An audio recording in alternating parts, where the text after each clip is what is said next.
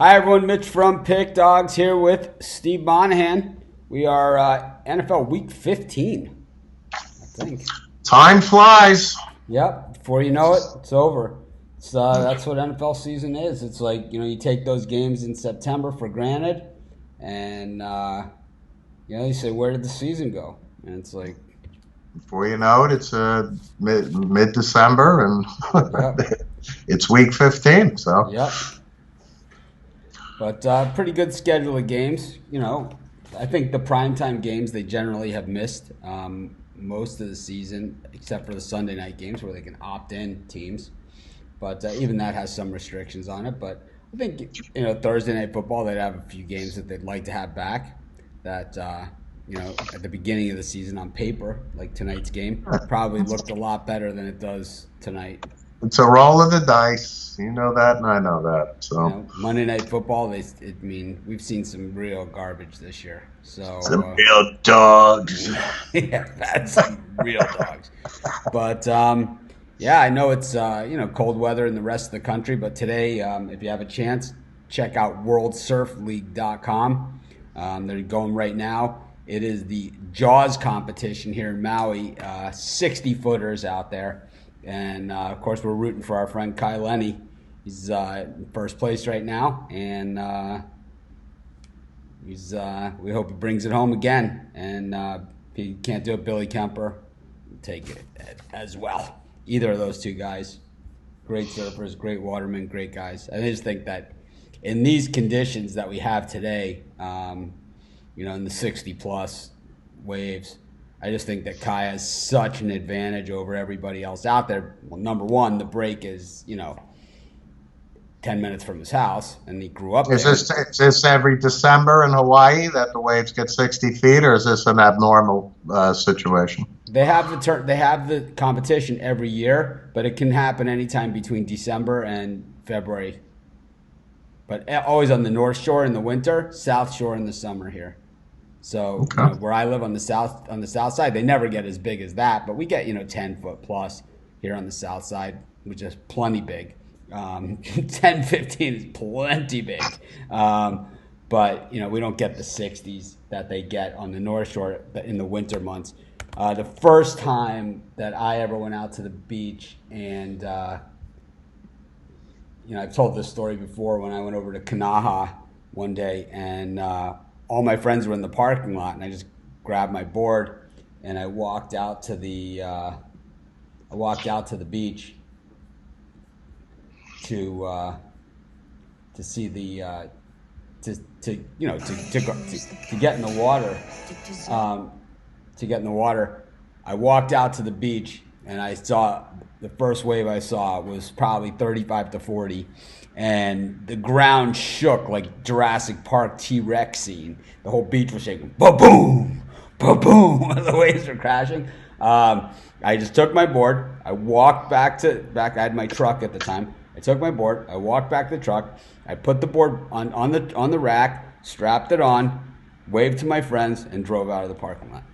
It was pretty much, that's exactly what happened. But Kai Lenny in first place. This is a hell of a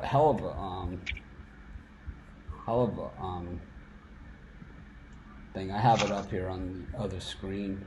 I'm gonna have to actually take it down so I can do this. But yeah, the waves are big here today, though. They are really big.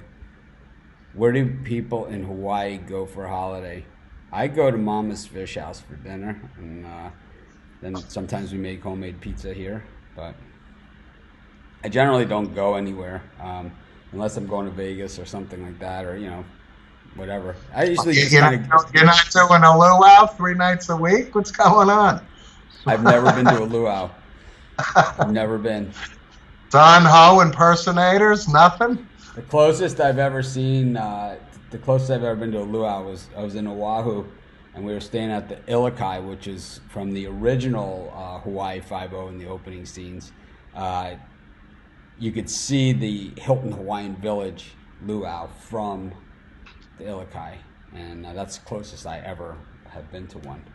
And let's get something straight. The original Hawaii 5-0, that's it. I don't care about remakes, nothing. Oh, yeah. Zach Lord as Steve McGarrett. Cam Fong as Chin Ho. Yeah, that's the way. That is pretty much how it works. But I'll tell you that the waves today at Jaws are just like that opening scene in Hawaii Five-0. They are absolutely massive. So far, I've been watching the contest for a few hours, and I've seen no less than 10 broken boards where the board just, the wave just crashes over the top of the guy riding the wave, and the board just smashes to pieces. So here's just a little look at what I'm watching.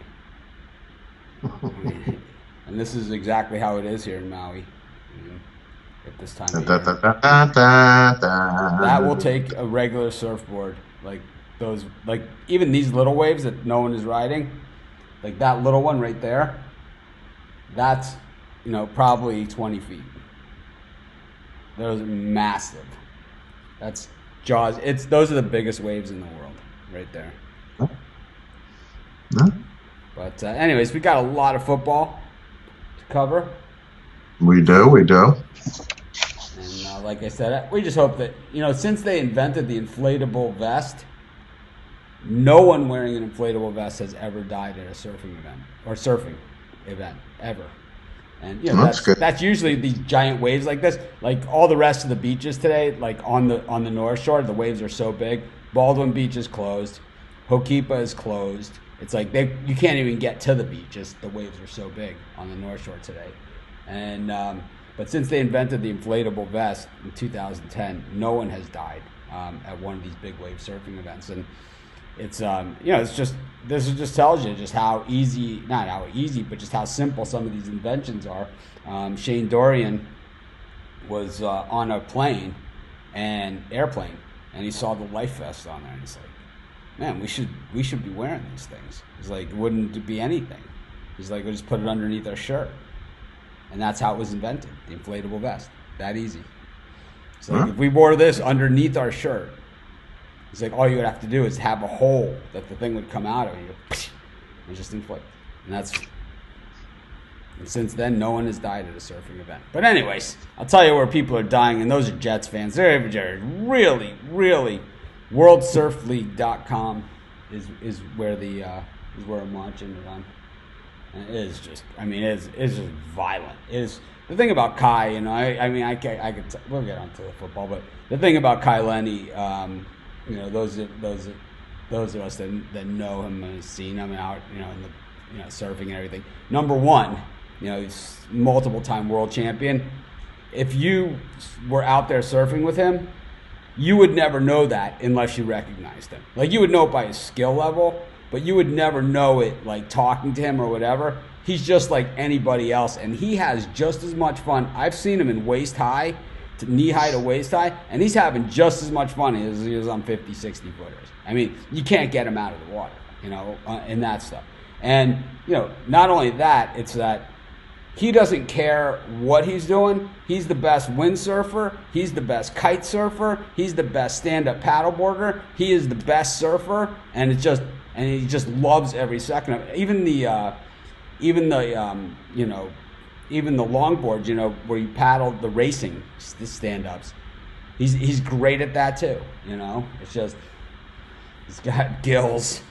Anyways, his parents, totally humble people. Father works at Mama's Fish House. But anyways, let's get to the NFL here. Let's get to the slate. We got the Ravens taking on the Jets. This is now up to 17 points. It's inverse line movement too, which is crazy because most of the people are taking the Jets here with the points. I've seen nothing from the Jets that make me believe that they can hang in this game. It's a bad environment in a bad spot against a much, much better, more focused team. If Sam Darnold saw ghosts against the Raiders, this is going to be his worst nightmare. This could be his worst of worst nightmares. My wife had a nightmare last night, and I was in the nightmare. She's mad at me still. This is the life we live. It's like, you were an asshole. It's like, I didn't do anything. It's like, she's all pissed off at me. But anyways, speaking of Don't talk to nightmares, exactly.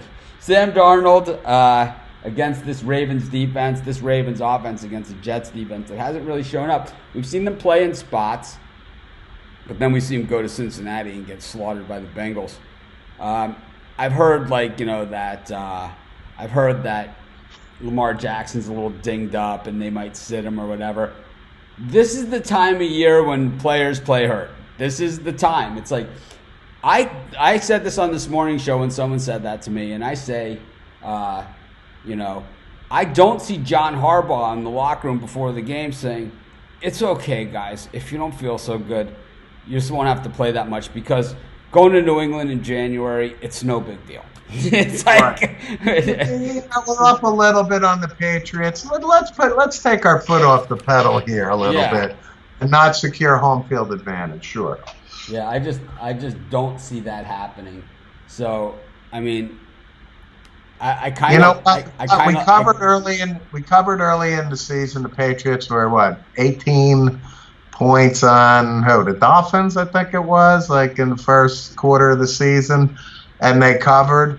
I think it's that type of game. I don't have any faith in the Jets. Jamal Adams, their best defensive player, I don't think is playing. He's still nursing an ankle injury. So right there, but Lamar Jackson should be able to run up and down the field for, if it's 3 quarters, then it's 3 quarters. I think he's only like 23 yards away from Michael Vick's single season rushing record as a quarterback. So he's definitely playing. They're a much better team. They have a lot to play for. My only concern is that the Ravens get off to a real good start and then take their foot off the pedal, and then the Jets get some garbage time that may score. But I think Baltimore is all business. They have a lot to play for, and I think I got to go with Baltimore covering, whipping the Jets tonight. All right. Well, we go to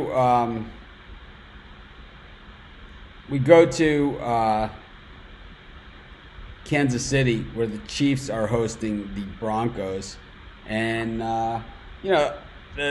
these teams played earlier this season.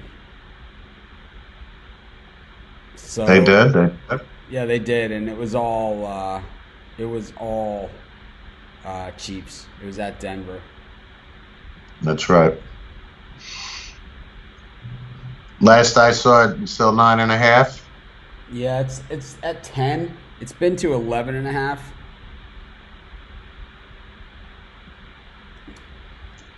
Well, I think based on the Broncos' performance last week, they're not giving up on their season. Seems like they're playing hard. Still think Pat Mahomes is still banged up a bit. I don't think he looks like he was healthy last year. I think it's a lot of points. I think Kansas City wins, but I think I got the Broncos to cover here. I'm going to take the Chiefs. I haven't been on the Chiefs a lot this season, but I just think this is one of those spots where I just think, the Chiefs, you want to talk about a team that needs to win, it's the Chiefs. They're right in the mix of things. So you have the Ravens at 11-2. The Patriots are 10-3. The Chiefs are 9-4. They have the head-to-head over New England. They absolutely have to win out and hope that somebody beats the Patriots, whether it be the Dolphins on the last game of the season. I don't know. The Patriots seem to play, it's like the worst, whenever teams are having their worst year ever, the Patriots seem to dial them up, or like when their quarterback's out or whatever. But the Chiefs need to win out and hope that they get some help, because if they do that, then they get a bye. Well, the Patriots will have to play the extra game, and I don't think this Patriots team is going to be able to weather the storm with the extra game. I know they'll be home for the first round, but then it's 2 road games, something that we have not seen them do in quite some time. Maybe since Brady's rookie year, right? And so maybe, yeah. So I expect to see the Chiefs all out on this game. I expect them to be all in. So I'm going to take the Chiefs here. We got the Panthers up against the Seahawks. Seahawks laying 6.5 on the road. We know about the troubles in Carolina. This team seems to have quit on Rivera. That's why he's gone. Meanwhile, the Seahawks coming off of that that loss against the Rams, and it wasn't even that they lost to the Rams, it was the way that they lost. It was so bad. Jared Goff did everything he could to try and give them the game and get them back in it in the second half. He threw the pick six right out of the gate in the second half. I mean, Goffed it. And then then the Rams looked like they were going to move down the field. He throws another, I'm not going to say that he intentionally threw it to the other guy. Let's just say it was a very interceptable ball, and it was intercepted. But, this is what Goff does. And the Seahawks, they let him beat him, which is not something that we've seen from them too often this season. But it's typical Seattle. And they still have a shot at the division. They play the 49ers again. And if they beat them and sweep them, they will have the tiebreaker over them with the head-to-head. So they do need the win here. Seattle laying 6.5. I kind of like the Seahawks to win the game but not cover. Yeah, okay. I think things are bad in Carolina land, especially Seattle coming off a loss. They got business to do as well. They're the much better team. I see them covering by a touchdown. I'll take Seattle.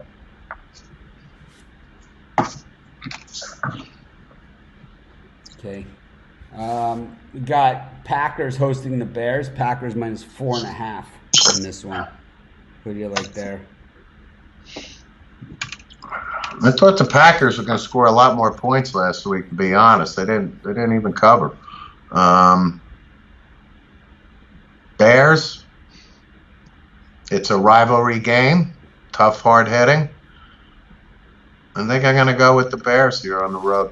I'm on the Bears too. The Bears have had a lot of success in Green Bay over the years, more than most teams, especially at covering the spread. And I think that they will at least do that here. I concur.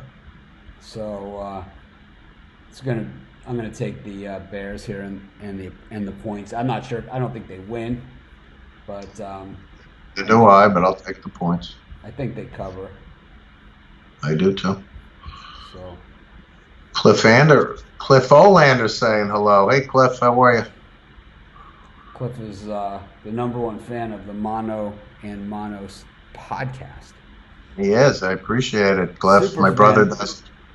He is. Thank you. We got the Bengals hosting the Patriots. The Bengals getting 9.5 points and no love whatsoever here. 28% of the public on the Cincinnati Bengals. Patriots 10-3 on the season. Last week's game. I mean, it's hard for anyone to shed a tear for the Patriots, but they got screwed. I mean, they got absolutely screwed. So I don't know. Does that inspire an offense that's just been dead for a month now? I gotta think so. So what? We got another video gate nonsense coming up.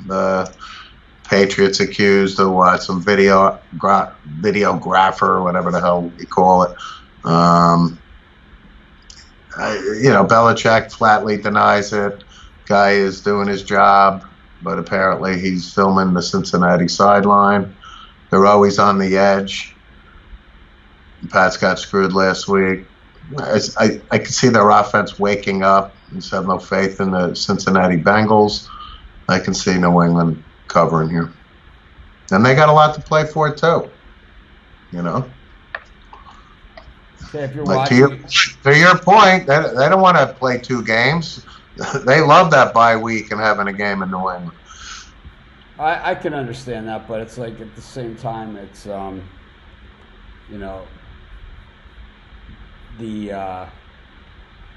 Patriots just aren't scoring any points. And the Bengals haven't been horrible against the spread. I mean, I could see the Bengals covering this game. I could see them giving the Patriots a scare and maybe even winning, to be honest with you. I just have not been impressed with the Patriots. We can say whatever we want about, them getting screwed by and all this other stuff. But they've been bad, They've been real bad. So... They're still 10-3. 10-3, but when you look through the schedule, the three are against the good teams that they've played, and most of those wins are against teams with losing records, which unbelievably they play again, I just think for me, I like I like the Bengals plus the points here. I think when you get late in the season, taking the points is usually a nice place to be. We got the Titans here up against the Texans. We got the Titans -3, Texans +3. This line is hung tight at this number. Both these teams 8-5. The Texans, they're week to week. It's like 1 week they're world beaters. The next week, not so much. They can't get out of the box. Right. I like the Titans at home. I mean, they've been playing really good football since Tannehill took over. I'm not saying it's all Tannehill. I mean, Derrick Henry is scoring touchdowns. He's getting yards. Defensively, the Titans have come on. They're 8-5 now. And now they're home. And, I think the Texans are an okay team. I don't think they are a Super Bowl threat. And the fact that they're on the road, I'll take the Titans in 3 points at home here. I'm going to go with the Texans. I just think that if you can get that pass rush on Tannehill, I'm just waiting for him to implode. Well, it's going to happen, whether it happens this week or it's going to happen. It's going to happen. And this looks like a logical spot for it to happen.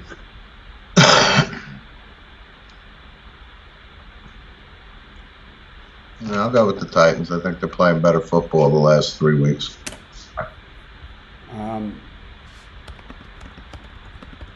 We got the Giants hosting the Dolphins. 2 lousy teams. This one could go a long way in the draft.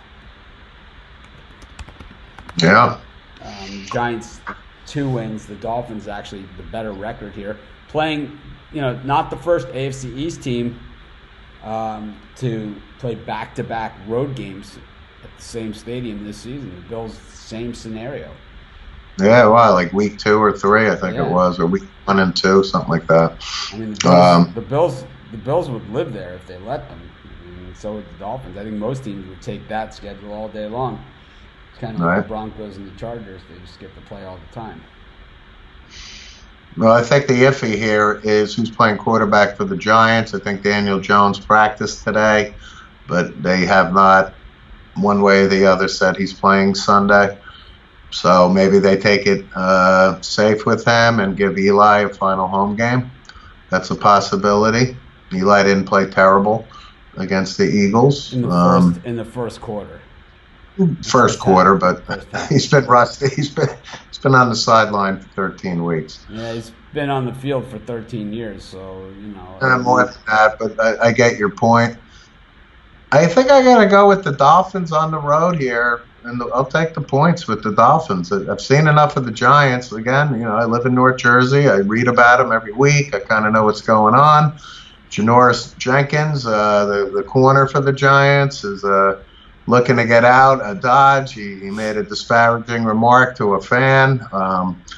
Pat Shurmur is on the hot seat. I think that the players have tuned him out.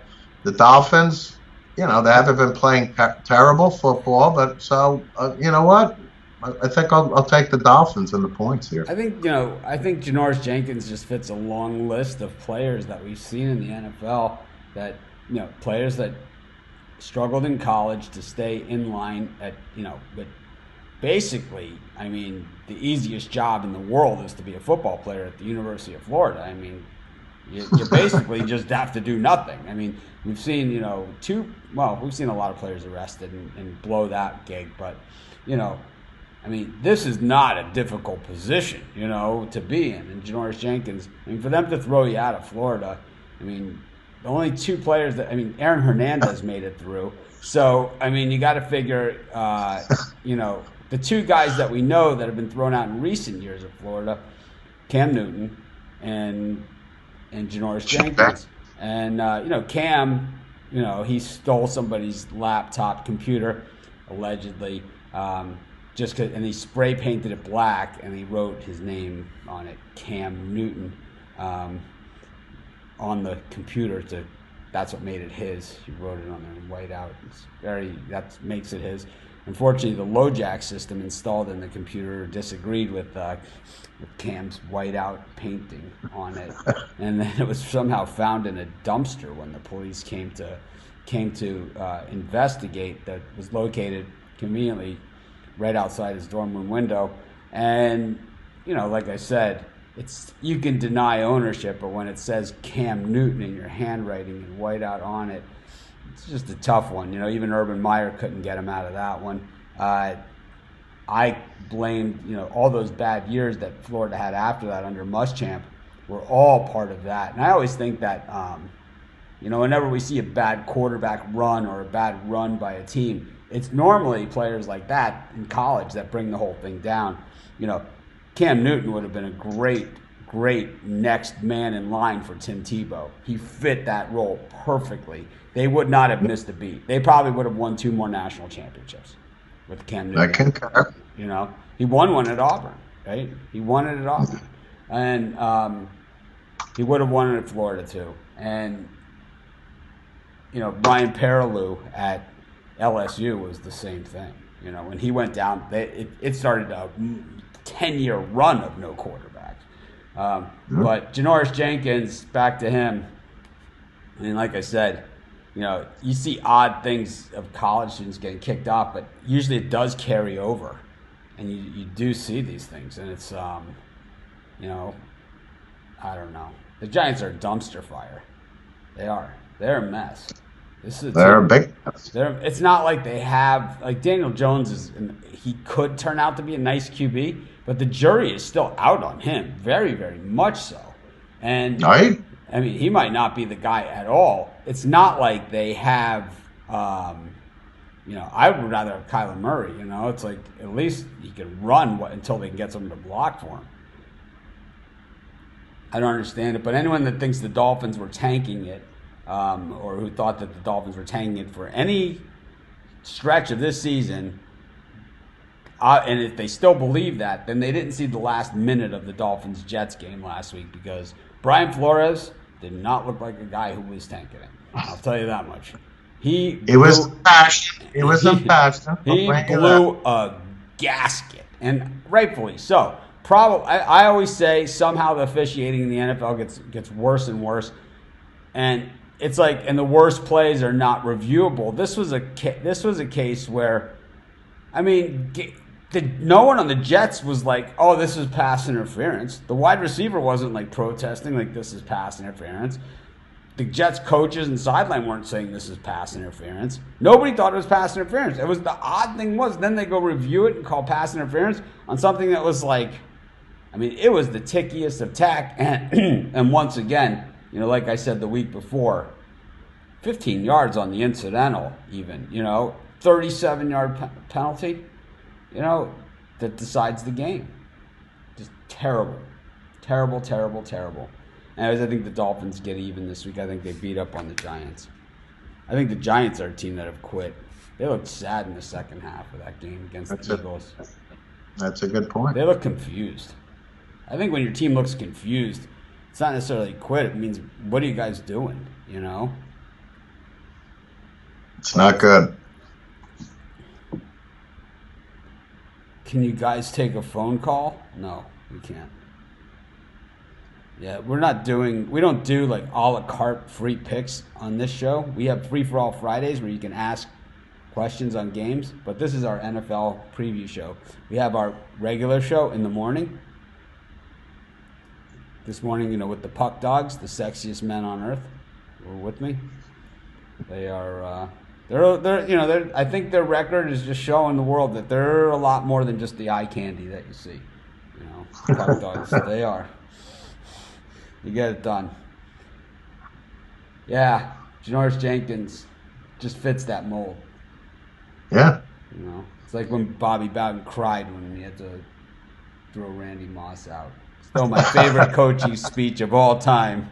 He cried on he's like, he's such a good kid. I don't know how the stereo got in his room.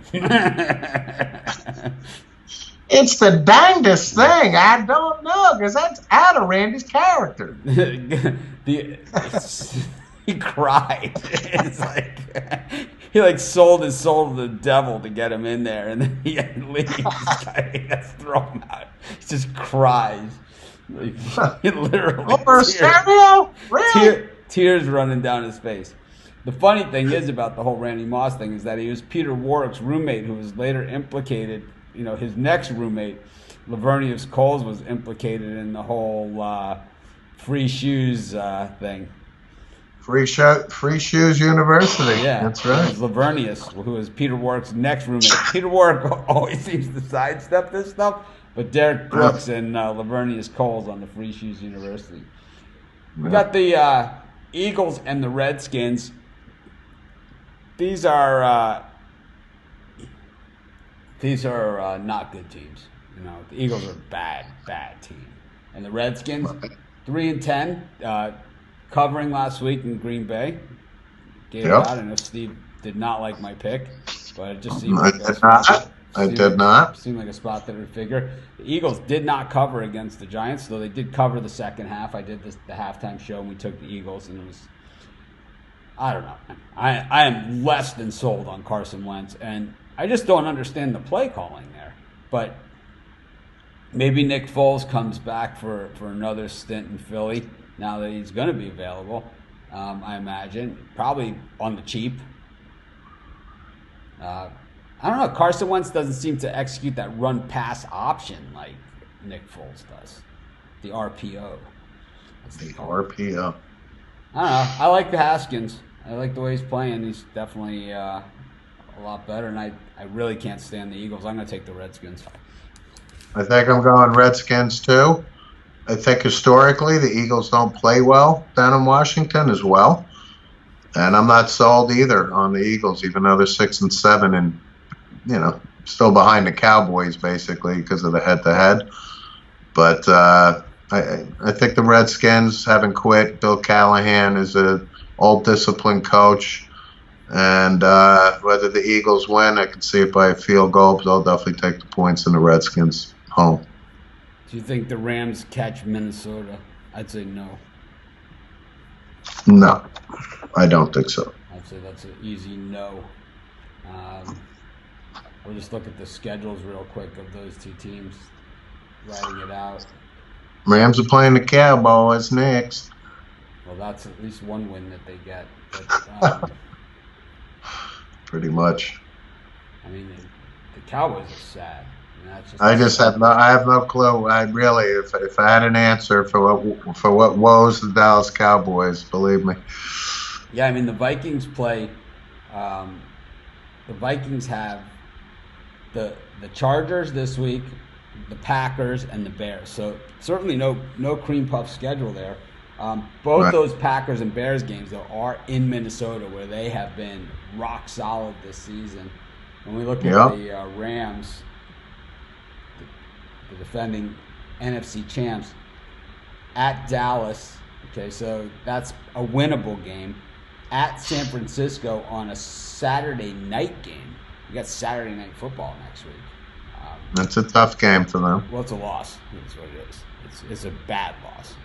I'm being kind. It's a double-digit loss. And then at home against Arizona, who they really beat up the first time, and I expect the Cardinals to be a lot better in that game because I've seen some bad Cardinal football over the years, and somebody actually posted a Lions video of Eric Hipple in our Facebook group. It was a great video. I think it was from Crunch Course. It was such a good hit. Oh, man. Oh, the Tampa hit on Hipple? Yeah. Well, that was a freight train and a half. Well, the thing is that Hipple would get hit like that twice a game, Yeah, he would. Yeah, so I don't see how the Rams... He was the beard before the beard. I don't see how the Rams catch the Vikings. I just don't see it. They have won 3 of their last 4 games. I still don't see it. Neither do I. And most likely to beat the Cowboys on Sunday. Yes, the Puck Dogs. They are sexy mofos. Yes, I think we can all agree on that one. We need to bring, we brought them in at first just to bring in some female viewers, but they've gone way beyond that. They've gone viral. Yeah, I'll tell you what, man. I could use a few more Puck Dog type things out there. We got the Lions hosting the Bucks. Lions 3-9-1 on the season. Bucks 6-7, 4-3 on the road. Man, the Bucks can finish 9-7 if they win out. Yeah. I think I got to take the Bucs here. I mean, my Jameis Winston anti Jameis Winston stance aside, Lions have been terrible. 3-9-1, like you said. Bucs actually can put some points on the board. Winston's good for 2-3 interceptions, but he's throwing 3 or 4. Throwing for a lot of yards. Bruce Arians, I think, is a decent coach. You got Todd Bowles running the defense. I can see the Bucs getting out of Detroit and winning and covering. I'll go with the Bucs. I'll take the Lions in the points. I just think it's going to be a close game, closer than 3.5. So I'll take better than a field goal with the home team.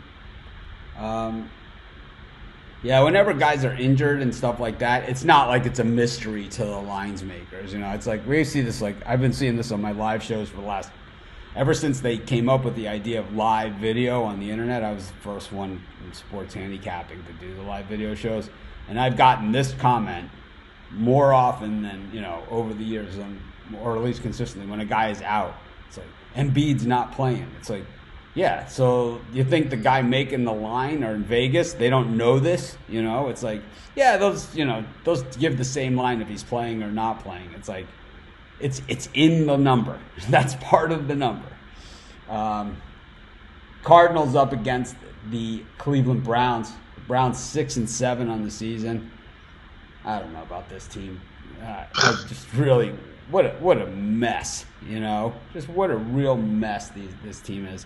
It's pathetic. I mean, the Jets and the Browns is the most pathetic thing in football, because we knew the Dolphins were going to be bad. We kind of knew the Giants were going to be bad.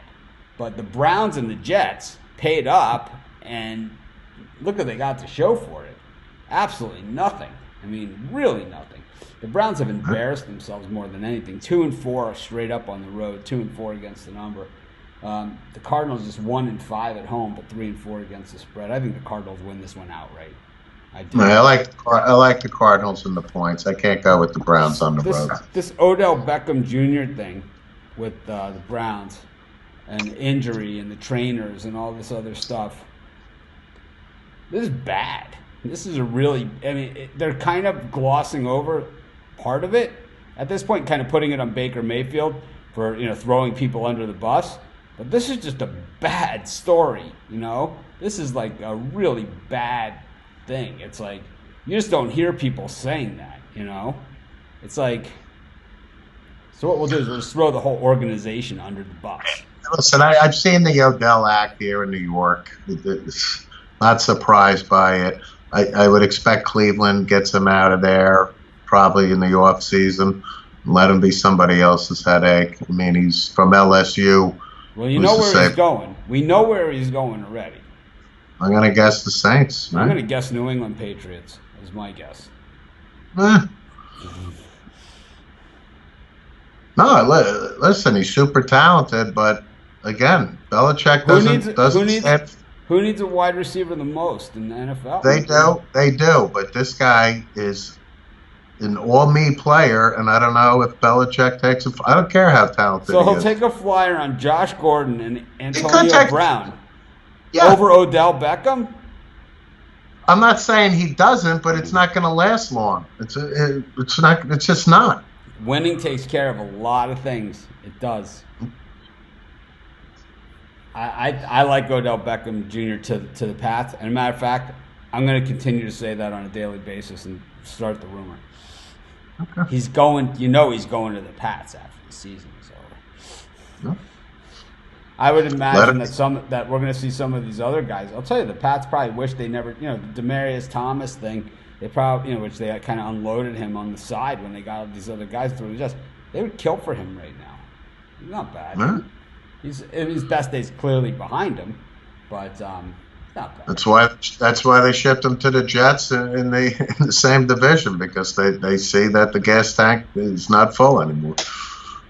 We got the Chargers hosting the Vikings. We got a major inverse line movement here with just 30% of the bets here on the Chargers, but the line dropping a half a point underneath that field goal level.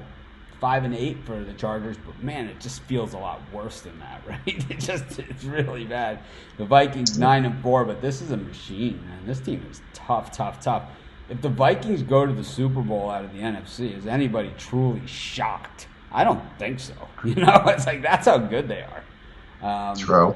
They have all the pieces. They only have 4 losses, and they get a crack at Green Bay. I mean, they could win this division, have a home playoff game, be one. So I mean, they can have the one home playoff game, and then the next week it would be. So we have to figure it'd be either the Niners or the Seahawks will be the number 1 overall, and the Saints, right? So then they would have to play that third playoff game to do it, but it's nothing they haven't done before. I don't know. I love the Vikings here, though. I gotta go with the Vikings too. So how about Harrison Smith on the Vikings? Right, here's a guy that you never hear a lot about anymore. But I mean, I'll tell you, most teams would probably take him. I mean, he's the type of guy that I could see on the Patriots also. Right, he's just kind of there. He makes a lot of tackles. He just seems to always be in the right place. Yeah, Notre Dame kid. Oh, I know. He's one of 3 Notre Dame players all time that I can actually, say has played respectful careers in the NFL. Eric Kumaro being one of Wes Pritchett. I'm sorry, your boy Wes Pritchett. Oh, the 3 amigos. Michael Stonebreaker. Or another discussion. Frank Stamms. Frank Stamms, my least favorite. He was on the Rams. That's right. All right, I'm taking the Vikings. I like the Vikings here. I think the spread is low enough, and they're on the road. They're the best. I think they're going to kill them. I really do. I think they're going to kill them. We got the Jags plus 6.5 at the Raiders. The Raiders kind of wheels have fallen off the cart, but I think they're a good story still. I know this is their last season before moving to Vegas. And, the expectations were low. Like I think the preseason total number on the Raiders, I think it couldn't have been more than 4 or 5. Hey Sam, couldn't have been more than 4 or 5.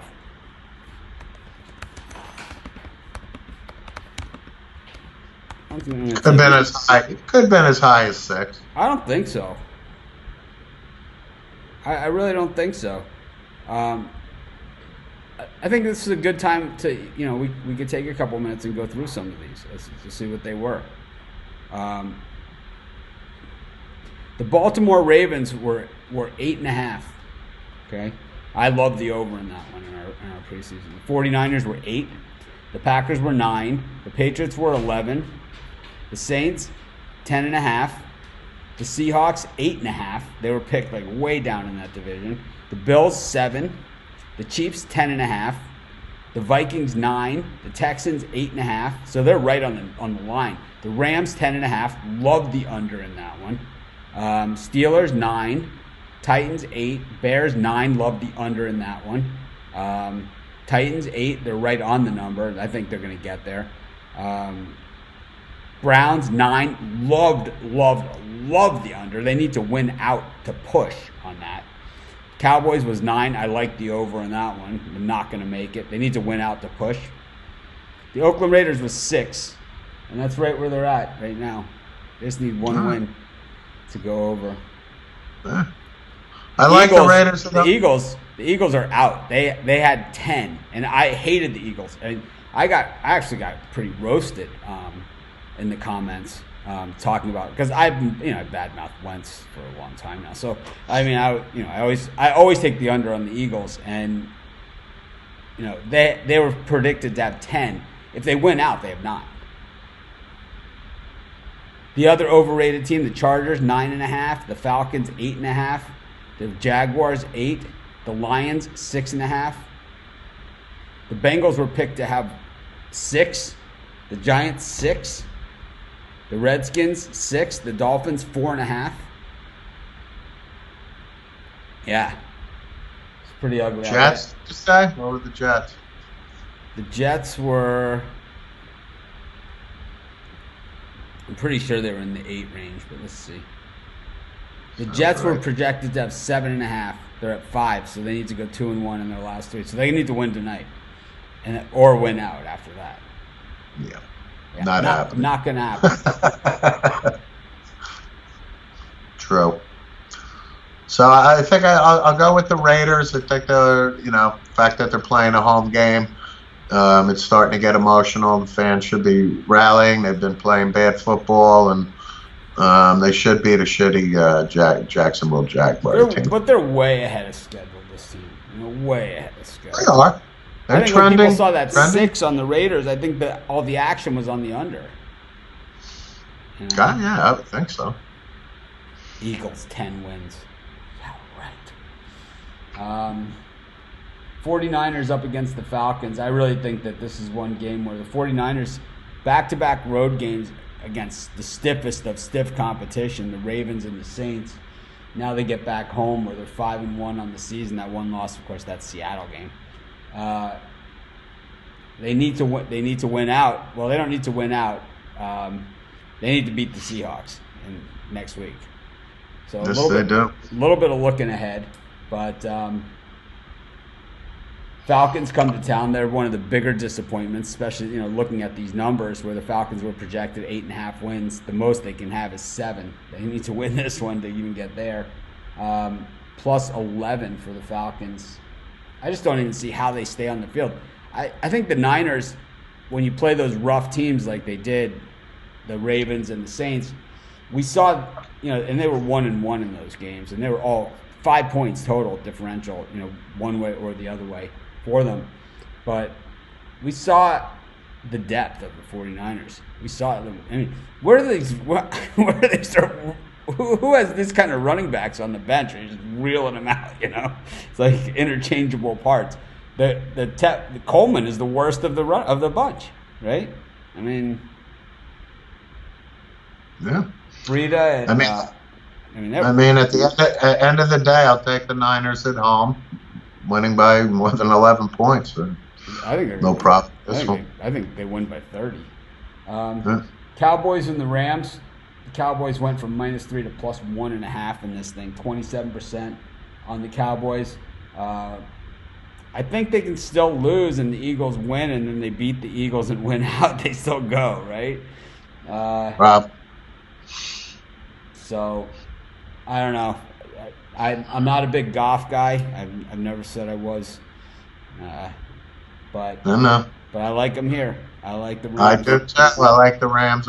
I like the Rams on the road here. I think the Cowboys are imploding. If you're losing like the Cowboys are, it's not just that they're losing; they're embarrassing themselves. But again, we talked about it. It is kind of unique what their circumstances are. That their point differential is in the 60s. They had the number 1 offense literally probably up until a week or two ago. Their defense was ranked 10th, and typically you would think that would translate to at least better than what record. Right. So it's one of those things, but I just think things are bad. Garrett is definitely going to be gone at the end of the year, so we'll see how they respond.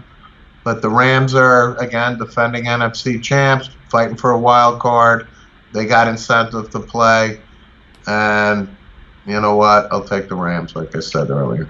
Yeah, I just really don't like the Cowboys. I picked them to go to the Super Bowl. Really, I've made some horrible picks over the years, and that's right up there with my Evansville to beat Duke college basketball pick a few years ago. I really, We've all made some beauties in our day, this was pure crap. Right.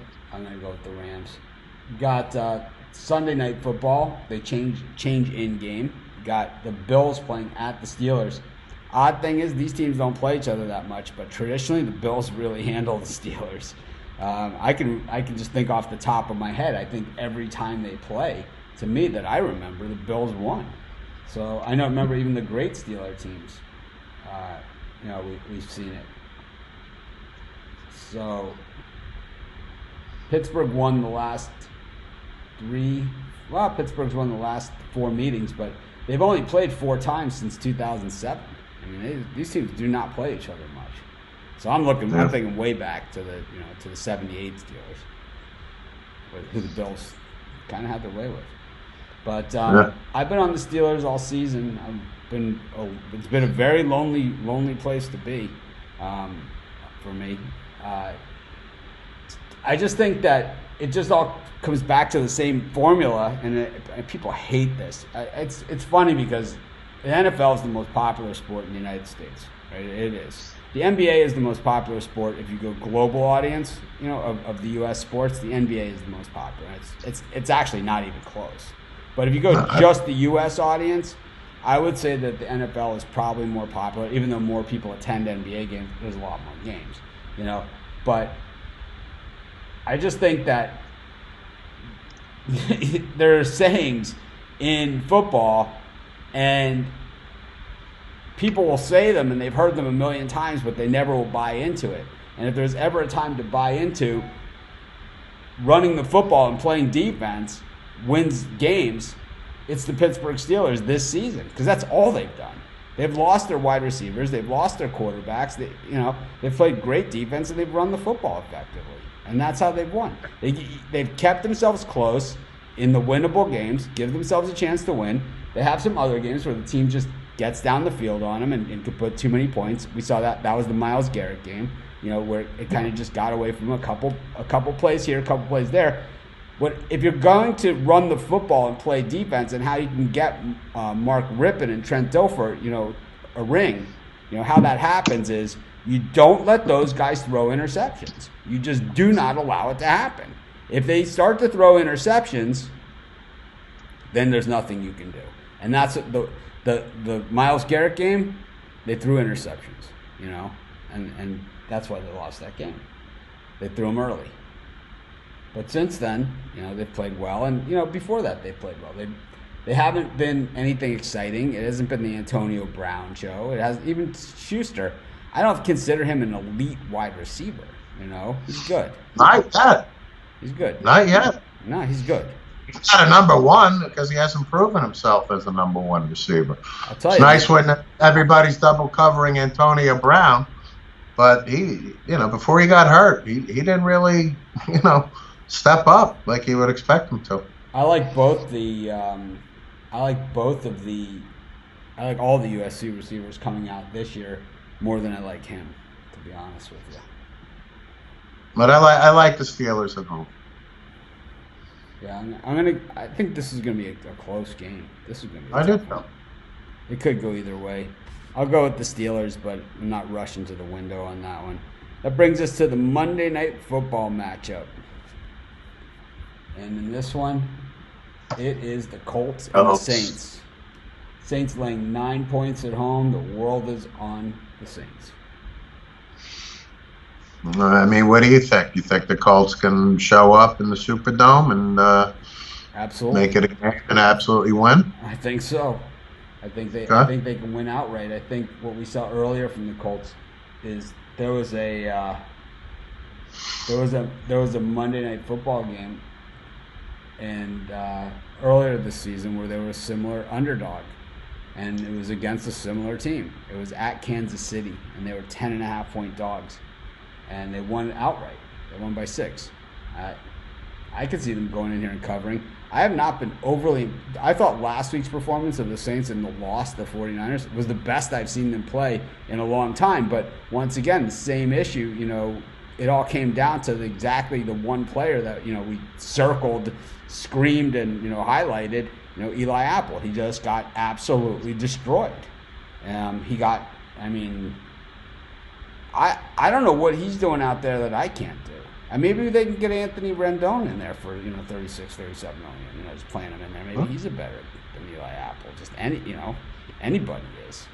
This guy stinks. I mean, he stinks. This is draft picks like that at number 10 overall are what destroy football teams. That is exactly not good for business. Absolutely not. Good for business. The Giants have made some horrible draft picks, and I'd say Eli Apple is right up there with Jared Bunch. I'd say he's right up there with, he's right up there with a lot of these guys. William Joseph from University of Miami, who I thought was going to be a great player. Yeah. I got to go with the Colts. I think 9 points on the road is doable. I know the Saints are a better team. I think the Saints will win the game, but I'll take the Colts here. I'm going to take the Colts too. They've been playing just bad enough. Last week against the Bucs, I thought they had a real good chance of getting that win, and they didn't get it. But the Colts have now lost 3 in a row, 5 of their last 6. They're really, really stumbling, but two covers and a push in that mix as well. But anyways, Steve took the Ravens. I took the Chiefs. He took the Broncos. I took the Panthers plus the points. He took the Seahawks. We both like the Bears. Steve likes the Patriots. I like the Bengals plus the points. I like the Texans. Steve likes Ryan Tannehill and the Titans. I like Derrick Henry. It said Tannehill. We're holding it to you. It says Tannehill right here. We both took the Dolphins and Redskins. I got the Lions plus the points. Steve's wearing his Jameis Winston jersey.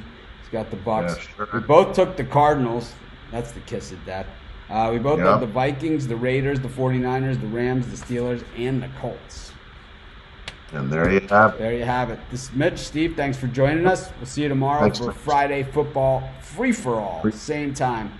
Have a great day, everyone. I'll see you guys at halftime of the Ravens-Jets game. I'm not even going to call it a football game, just game. It's Ravens-Jets game. You got it. See you guys later. All right, guys. Thanks, everybody. Bye.